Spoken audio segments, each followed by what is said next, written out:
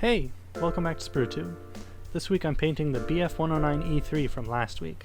I've decided since I'm obviously not an expert at this, I might as well teach you about the actual history of these things instead of my subpar modeling techniques. So today's subject, this Bf109, is going to be painted with a camouflage pattern that I took from the game War Thunder, and it's attributed to the Jagdgeschwader 53. I don't know if I'm saying that right. Commonly known as the Pick Ass or Ace of Spades by its members. Pick Ass was one of the oldest fighter wings in the Luftwaffe, with operation beginning in 1937. This group used basically all the various variants of the Bf109s throughout the war.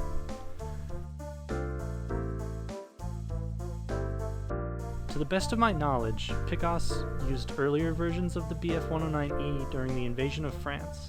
However, I'm sure many of the pilots had flown earlier versions of the 109, as many of them were experienced aces from the Condor legions that saw action in the Spanish Civil War.